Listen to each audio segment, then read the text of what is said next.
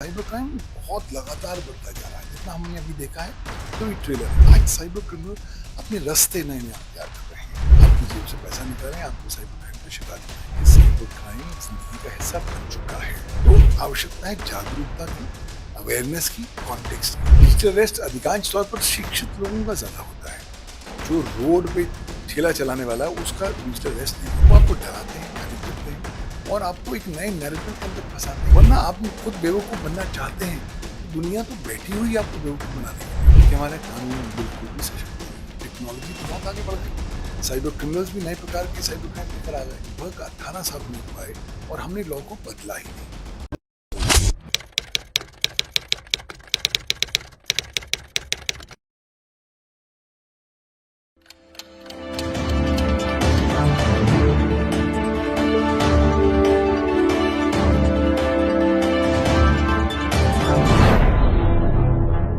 देश भर में साइबर अपराध का ग्राफ लगातार जोर पकड़ रहा है और ऐसे में अब हर कोई इस बात को लेकर चिंतित है कि कहीं अगला नंबर उसी का तो नहीं है।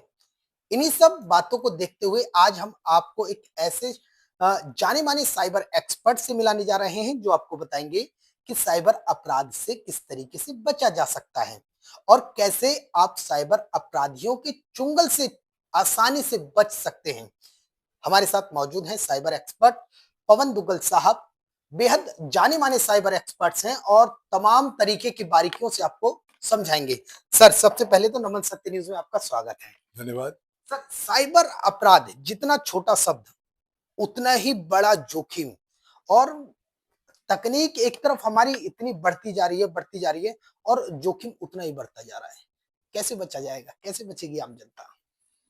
देखिए, आम जनता को तो अब मान के चलना होगा कि साइबर क्राइम ज़िंदगी का हिस्सा बन चुका है।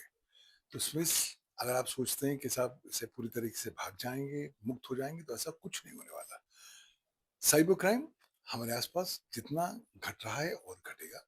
दायित्व हम पर है कि अब हम कितने जागरूक हो जाएँगे और अपने आप को प्रोटेक्ट करने के लिए क्या-क्या कदम उठा पाएँगे। क्योंकि आज साइबर क्रिमिनल अपने रास्ते नए-नए अख्तियार कर रहे हैं। वो कोशिश कर रहे हैं कि नई टेक्नोलॉजीज़ के माध्यम से, चाहे वो आर्टिफ़िशियल इंटेलिजेंस हो या नई और टेक्नोलॉजीज़ हों, आपको बेवकूफ़ बनाएँ, आपको डर में डालें और फिर आपकी जेब से पैसा निकालें, आपको साइबर क्राइम का शिकार बनाएँ। तभी लिए शिक्षा होनी ज़रूरी नहीं है। आजकल बहुत से शिक्षित लोग भी साइबर क्राइम के शिकार बनते जा रहे हैं। तो आवश्यकता है जागरूकता की, अवेयरनेस की, कॉन्टेक्स्ट की। जब आपको इस बात का आभास हो जाए कि साहब आपको तो अटैक चारों दिशाओं से कोई भी कर सकता है, तो ऑटोमैटिकली आप सुरक्षा कवच पहनना चाहेंगे। चाहे वो सुरक्षा कवच आपकी साइबर हाइजीन मेथोडोलॉजी का हो, हैबिट्स का हो, माइंडसेट का हो और उसके बाद कोशिश करेंगे कि अपना डेटा, अपना पैसा दोनों का संरक्षण किया जा सके।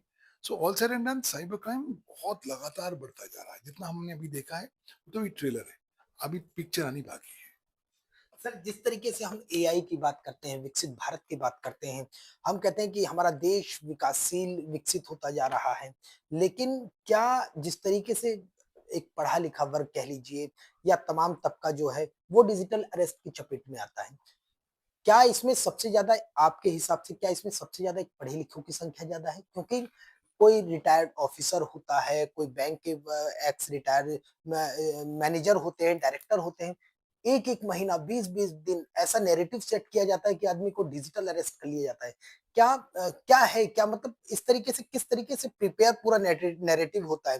क्या इतनी लोगों की सोच, क्षमता जो कैपेसिटी है सोचने की, वो खत्म हो चुकी है? या कोई और ही कारण होता है कि आदमी 1-1 महीना घर में खुद ही बंद रह जाता है? देखिए, डिजिटल अरेस्ट अधिकांश तौर पर शिक्षित लोगों का ज़्यादा होता है। जो रोड पे ठेला चलाने वाला है, उसका डिजिटल अरेस्ट नहीं होता। रिक्शा वाले का नहीं होता। क्यों? क्योंकि साइबर क्रिमिनल्स एक तो प्रोफाइलिंग करते हैं। आप जानते हैं कि साहब क्या आपके पास पैसे हैं और क्या आपके पास क्षमता है पैसे देने की। तो लिहाज़ा वो आपको टारगेट करते हैं। उन्हें पता है कि कोविड-19 के बाद लोग डरे हुए हैं, लोग पैनिकी हैं, तो वो आपको डराते हैं, पैनिक करते हैं और आपको एक नए नैरेटिव के अंदर फँसाते हैं कि साहब कानून अब अलाउ करता है कि टेक्नोलॉजी के माध्यम से हम आपको गिरफ्तार कर लें।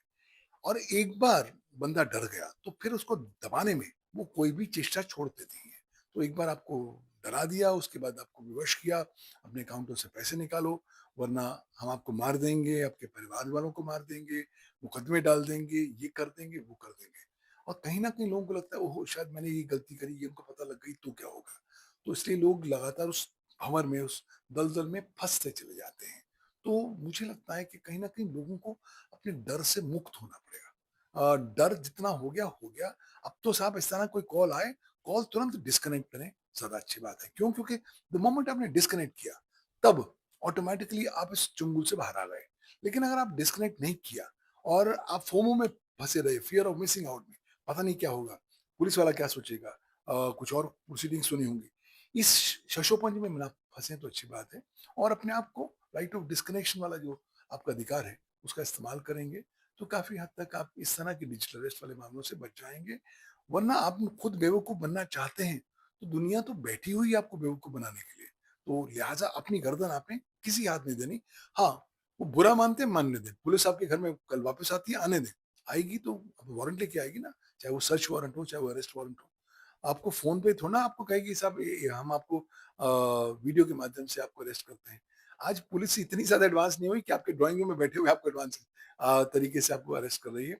आपको खुद कहीं न कहीं ज़्यादा अपने आप को जागरूक रखना पड़ेगा। बतौर साइबर एक्सपर्ट आखिर कहाँ कमी रह जा रही है? क्या हमारे आईटी लॉज़, साइबर लॉज़ इतने कमज़ोर हैं? शायद ये कारण है कि जो साइबर फ्रॉड करने वाले लोग हैं, उनके मन बहुत ज़्यादा बढ़ चुके हैं।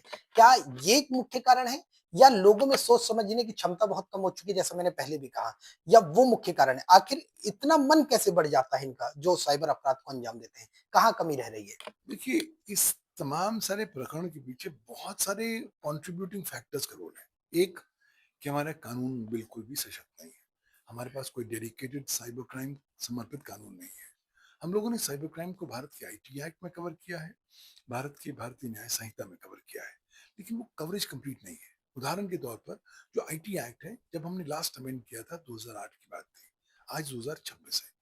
पूरे का लगभग 18 साल होने को आए और हमने लॉ को बदला ही नहीं। तब तक टेक्नोलॉजी तो बहुत आगे बढ़ गई। साइबर क्रिमिनल्स भी नए प्रकार के साइबर क्राइम लेकर आ गए, लेकिन आपने उसकी कवरेज कानून में नहीं डाली। यहाँ तक कि भारतीय न्याय संहिता जो 2023 में आई है, उसमें भी कवरेज एक्सटेंसिवली कंप्लीट नहीं है। तो एक तो लोगों को लगता है कि साहब जब लॉ ही नहीं है, तो हम भी चलो साइबर क्राइम करते हैं, देख लेंगे। दूसरा इंडियन जुगाड़ स्कूल ऑफ मैनेजमेंट जो है ना, वो बहुत ही बेहतरीन है। उनको लगता है कि साहब कुछ भी हो जाए जुगाड़ करके बाहर तो आ ही जाएँगे, कोई दिक्कत की बात नहीं। क्यों? क्योंकि इंडिया की जो साइबर क्राइम कन्विक्शन रेशियो है, बहुत कमज़ोर है। 1% केसेज़ में सज़ाएँ होती हैं। जब सज़ाएँ होती नहीं है, जब आपको पता है आप बेल में बाहर आ जाएँगे और अपने वर्क ऑफ एविडेंस को डिस्ट्रॉय कर देंगे, तो आपको कोई डर रहता नहीं।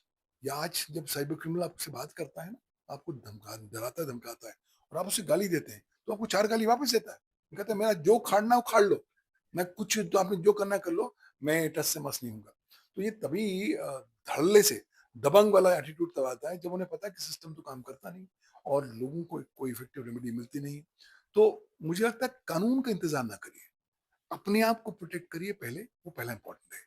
अगर आप खुद प्रोटेक्ट कर लेंगे, तो फिर दुनिया भर को भी आगे प्रोटेक्ट कर पाएँगे। जब हम प्लेन में जाते हैं, तो क्या अनाउंसमेंट होती है, पहले अपनी सीट बेल्ट बाँधो, फिर दूसरे की बाँधना। तो अपनी सीट बेल्ट बाँधनी ज़रूरी है, अपने आप को साइबर सुरक्षित करना बहुत ज़रूरी है, वरना साइबर क्रिमिनल आपको लपेटे मिलेंगे, आपके परिवार को लपेटे मिलेंगे और अल्टीमेटली आप पाएँगे कि आपके पास कोई रेमेडी नहीं मिली है। कानून लगातार इस बात को कहता है, कुछ सरकारें लगातार इस बात को कहती हैं कि हम साइबर अपराध को लेकर बेहद सशक्त हैं, बेहद तकनीकी का विकास कर रहे हैं। क्या हमारी जो तकनीक है, वो भी इस मामले में कहीं न कहीं फ़ेल होती है? स्पाईवेयर आते हैं, मालवेयर आते हैं, क्या एक व्हाट्सएप पे लिंक आता है, आदमी ज जस्ट क्लिक करता है, व्हाट्सएप हैक। पूरा फ़ोन पे एक कॉल मिस्ड कॉल आता है, आपने अगर उसको गलती से अटेंड किया, फ़ोन हैक। क्या कहीं न कहीं आईटी जो हमारी तकनीक है, वो भी कहीं न कहीं इस मामले में विफल हो रही है? हम आर्टिफ़िशियल इंटेलिजेंस की बात कर रहे हैं। हम कहते हैं कि पूरी जो मशीनरी है, वो मानव की तरह काम करेगी। लेकिन हमारी खुद की तकनीक कहीं न कहीं फ़ेल होती नज़र आ रही है। इसमें कोई दो राह नहीं कि हमारी तकनीक उतनी ज़्यादा कारगर नहीं है जितना हम उम्मीद करते हैं। क्यों? क्योंकि देखिए पुलिस अधिकर्मी भी अभी पूरी तरीके से वेल ट्रेन्ड नहीं है। लेटेस्ट साइबर फोरेंसिक टूल्स के साथ वो अवगत नहीं है। लेटेस्ट टेक्नोलॉजीज़ और लेटेस्ट तरीकों के द्वारा अगर वो अवगत किए जाएँगे तो वो ज़्यादा बेहतर हो पाएँगे। आज क्या होता है पुलिस वाले को पता ही नहीं होता कि इलेक्ट्रॉनिक एविडेंस को आपने पकड़ना कैसे है। ओरिजिनल फ़ोन को ही वो छेड़खानी करने लग जाता है। भूल जाता है कि जब आप ओरिजिनल डिवाइस को छेड़खानी कर रहे हो, तो आपने इलेक्ट्रॉनिक एविडेंस को तो नष्ट कर दिया। कानून तो आपके एविडेंस को मानेगा ही नहीं। तो जब एविडेंस ही नहीं आएगा तो सजाएँ नहीं होंगी। तो मुझे लगता है कि आपको अपनी तकनीक पर काम करने की आवश्यकता है। एक डेडिकेटेड साइबर क्राइम लॉ लाने की आवश्यकता है। वर्तमान कानून को इफेक्टिवली एनफोर्स करने की आवश्यकता है और पुलिस अधिकारियों को ज़्यादा जागरूक बनाने की आवश्यकता है। आज अभी भी लोग डरते हैं पुलिस के पास जाने में। हुँ। उनको लगता है पुलिस के यहाँ आकर कुछ हैरेसमेंट ना हो फेस करनी पड़े। तभी लिए सरकार ने 2 विकल्प दिए हैं। आप 1930 पर कॉल कर सकते हैं, राष्ट्रीय साइबर क्राइम हेल्पलाइन नंबर है। आप cybercrime.gov.in पर जाकर कॉल कर सकते हैं, वहाँ जाके रिपोर्ट कर सकते हैं, राष्ट्रीय साइबर क्राइम रिपोर्टिंग पोर्टल पर। वो दोनों चीज़ें आप पुलिस के दफ्तर में या पुलिस थाने में जाए बगैर कर सकते हैं। अच्छी बात है। लेकिन अभी भी मुझे लगता है इन्वेस्टिगेशन में बहुत कमियाँ आ जाती हैं। पुलिस या तो इलेक्ट्रॉनिक एविडेंस को सही इकट्ठा कर नहीं पाती, अगर करती है तो उसको सही तरीके से प्रिज़र्व नहीं कर पाती, प्रिज़र्व कर पाती है तो सही तरीके से अदालत में प्रस्तुत नहीं कर पाती, साबित नहीं कर पाती। क्योंकि अब तो कानून बदल गया है, भारतीय साक्ष्य अधिनियम 2024 आ गया है और वो कानून अब विशिष्ट प्रकार की परिभाषा करता है कि इस तरीके से ही आप इलेक्ट्रॉनिक एविडेंस को साबित कर सकते हैं, वरना नहीं। और अधिकांश केसेस में मैं पाता हूँ कि पुलिस और प्रोसिक्यूशन इलेक्ट्रॉनिक एविडेंस को साबित करने में बहुत ज़्यादा सफल नहीं हो पाते। तो बहुत काम करने की आवश्यकता है, अपनी ट्रेनिंग को, अपनी तकनीक को और अपने माइंडसेट को। आज क्या है, आपको साइबर क्राइम जब आप डील करते हैं, तो आपको सिटीज़न फ्रेंडली माइंडसेट होना चाहिए। अगर जिसने शिकायत करने आया है, उसी को आपने डाँटना है, हुँ। फटकारना है, डिटेन करना है, हैरेस करना है, तो पूरे सिस्टम का जो ऑब्जेक्ट है, वो खत्म हो जाता है। सर एक चीज़ और ये नहीं समझ में आता लोग इस बात को जो कॉमन मैन है वो ये बहुत जानने की इच्छुक है और वो जानना चाहता है कि अक्सर पग-पग पर साइबर अपराध है। पग-पग पर आदमी अगर सतर्क ना रहे तो अभी घर से निकले और चंद सेकंड में साइबर अपराध ने उसको अंजाम दे दिया अपराध को। आप यहाँ बैठे हैं, कॉल आता है कि राहुल शुक्ला ने कॉल किया है और अकाउंट में इतने पैसे चाहिए और बिल्कुल ऐसे ब्रीफ किया जाता है जैसे वो राहुल शुक्ला को और दुग्गल साहब को बहुत अच्छे से जानता है। आखिर ये कहाँ से क्या ये पूरी रैकी होती है? ये क्या कैसे ये सिंडिकेट पूरा काम करता है? क्या पूरी पूरी पड़ताल करने के बाद जो पीड़ित होता है उसको कॉल किया जाता है या उसको डिटेन किया जाता है, उस तरीके से उसको हिरासत में लिया जाता है? ये साइबर अपराध आखिर इस तरीके से अंजाम कैसे दिया जाता है और इससे कैसे बचा जा सकता है? देखिए, साइबर अपराध इसलिए अंजाम दिया जाता है क्योंकि आपका और मेरा डेटा मार्केट में फ्रीली उपलब्ध है। उसकी खरीद-फरोख्त हो रही है। उसका कारण भी ये है कि भारत के पास कोई डेडिकेटेड डेटा प्रोटेक्शन कानून अभी तक अमल नहीं हुआ है। यहाँ तक कि digital personal data protection act आ तो चुका है, हुँ, लेकिन उसको अमल होते-होते मई 2027 हो जाएगा। हुँ। तो लोगों को कोई घबराहट ही नहीं है। किसी और का डेटा उठाओ, कॉपी करो, सेल करो, उसकी मिसयूज़ करो। तो यही कारणवश है कि साइबर क्रिमिनल्स आपका डेटा मार्केट से उठाते हैं, खरीदते हैं, आपकी प्रोफ़ाइल देखते हैं। प्रोफ़ाइलिंग के अनुसार आइडेंटिफ़ाई करते हैं कि आपको किस प्रकार के साइबर क्राइम का शिकार बनाना है और फिर आपको टारगेट करते हैं। तो कहीं न कहीं ये तो पूरा सिस्टम जो है कामयाब नहीं हो रहा है। हुँ, उसमें बहुत लूपहोल हैं, झोल हैं और जितनी जल्दी हम इन लूपहोल्स को पिन अप करें, उनको फिल अप करें, उतने हम ज़्यादा एफिशिएंट हो जाएँगे। बट अभी क्या है ना कि साइबर क्राइम के केसेस में सज़ाएँ दिलाना कोई बहुत इम्पोर्टेंट प्रायोरिटी नहीं है। एक बार हम इफ़ेक्टिव सज़ाएँ दिलाने लग गए, तो एक संदेश जो है वो दे पाएँगे कि साहब भारतवर्ष जो है साइबर क्राइम फ्रेंडली राष्ट्र नहीं है, बल्कि एक ऐसा राष्ट्र है जो साइबर क्राइम को बहुत सख्त कड़ी नज़र से देखता है। सर एक अंतिम सवाल, किस तरीके से आम जनता साइबर अपराध से बच सकती है पहली चीज़? क्या इसमें सोशल मीडिया प्लेटफ़ॉर्म पर भी जिस तरीके से आम जनता अपनी पूरी डिटेल डाल देता है कि going to Manali trip, going to फला ट्रिप, तो क्या सोशल मीडिया प्लेटफ़ॉर्म पर भी अपनी कहीं न कहीं जो जानकारी हम लोग देते हैं, क्या हमें उससे बचने की ज़रूरत है? दूसरी चीज़ कि आपके हिसाब से बतौर साइबर एक्सपर्ट हर इंसान को क्या करना चाहिए? क्या उचित कदम है, जिससे वो ज़्यादा से ज़्यादा साइबर अपराध से बच सकता है? आज भारतवर्ष में 2 क्रांतियाँ चल रही हैं और इस दोनों क्रांतियों में भारतवासी तल्लीन हो चुके हैं। पहली क्रांति है great Indian vomiting revolution. Bharat में लोग उल्टी कर रहे हैं अपने डेटा की, चाहे वो पर्सनल डेटा हो, सोशल डेटा हो, प्रोफेशनल डेटा हो। कहाँ पर? इंटरनेट पर, सोशल मीडिया पर और अब आर्टिफिशियल इंटेलिजेंस पर। दूसरी बात, भारत में एक दूसरी क्रांति चल रही है, the great Indian recording revolution. Bharat में हर आदमी रिकॉर्ड कर रहा है। भाई रिकॉर्ड कर रहे हो उसके बाद हो क्या रहा है? उसके बाद आप भूल जा रहे हो रिकॉर्डिंग कहाँ चली जा रही है। कौन बंदा एक्सेस कर रहा है, कहाँ एक्सेस हो रहा है, आपको पता ही नहीं। तो पहली बात, अगर आप अपने आप को बचाना चाहते हैं साइबर क्राइम से, तो अपने आप संकल्प लीजिए कि ना तो मैं भारत के उल्टी की रेवोल्यूशन का हिस्सा बनूंगा, ना भारत के रिकॉर्डिंग का रेवोल्यूशन का हिस्सा बनूंगा। जानकारी लिमिटेड दूंगा, जानकारी नीड टू नो बेसिस पे दूंगा। हर आदमी के साथ साझा सारा कुछ करने की आवश्यकता नहीं है। हमारे यहाँ सारे दोस्त नहीं हैं। आज मैं और हर व्यक्ति सोशल मीडिया पर नए फॉलोअर्स की तलाश में है। अगली बार जब आपका एक्सीडेंट होता है और आप आईसीयू में बैठे होते हैं, तो उन 10,000 या 50,000 फॉलोअर्स में से एक आदमी भी आपको मिलने नहीं आता। तो मुझे लगता है जो यकीन जो यकीन आजकल हम कर रहे हैं ना, इस वर्चुअल दुनिया में, वर्चुअल रियलिटी में, उससे बाहर आना पड़ेगा। एक डिस्टिंक्शन बनाना पड़ेगा। इंटरनेट को एक आर्म्स लेंथ रिलेशनशिप के साथ देखना पड़ेगा और इंटरनेट को केवल टूल इस्तेमाल करना पड़ेगा। आर्टिफिशियल इंटेलिजेंस को भी केवल एक एक माध्यम के तौर पर इस्तेमाल करेंगे तो अच्छा होगा। आज हो क्या रहा है कि भारतवासी एआई पर इतने ज़्यादा आश्रित हो चुके हैं कि हमारे एक दोस्त हैं, उन्हें एस्ट्रोलॉजी का बहुत शौक है, तो सुबह उठते हैं और एआई से सबसे पहले पूछते हैं, "भई मेरा आज का दिन कैसा होगा?" और फिर एआई डिटरमाइन करती है कि वो आज के दिन क क्या करेंगे, क्या नहीं करेंगे। इस तरह की जो मानसिक गुलामी है, मुझे लगता है उसमें से आपको बाहर आना पड़ेगा, क्योंकि बहुत सारे भारतवासी अब कॉग्निटिव कॉलोनियलिज्म की दिशा में मुड़ चुके हैं। उनको कोई फ़र्क नहीं पड़ता कि हम गुलाम बन जाते हैं, सो लॉन्ग उनका डे टू डे काम एआई कर देता है। मुझे लगता है इस माइंडसेट से बाहर आना पड़ेगा। अगर आज आप एआई के गुलाम बन गए, तो कल तो एआई ने आपको नचाना है और आपके पास कोई विकल्प नहीं होना।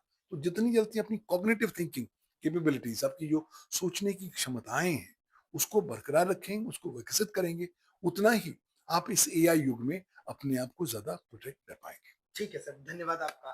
तो हमारे साथ मौजूद थे पवन दुग्गल साहब, बेहद जाने-माने साइबर एक्सपर्ट हैं और तमाम तरीके के साइबरों को एक्सपोज़ करते हैं और बताते हैं कि किस तरीके से आपको साइबर अपराध से बचकर रहना है। इसी कड़ी में जैसा कि सर ने बताया है कि जिस तरीके से साइबर अपराध होता है, ऐसे में आम जनता कहीं न कहीं खुद उसके लिए वो ज़िम्मेदार होती है, क्योंकि आजकल जो इंसान है, आम नागरिक है, वो कहीं न कहीं सोशल मीडिया प्लेटफ़ॉर्म पर या तमाम तरीके जिस तरीके से उसको अवेयर होना चाहिए, वो कहीं न कहीं एआई के सहारे आ चुका है। लिहाज़ा इस तरीके की जो घटनाएँ होती हैं, वो साइबर अपराध को अंजाम देती हैं। बहरहाल वीडियो अच्छी लगी हो तो वीडियो को लाइक करें, शेयर करें, कमेंट करें और तो और अगर आपका कोई सवाल है तो ज़रूर पूछें।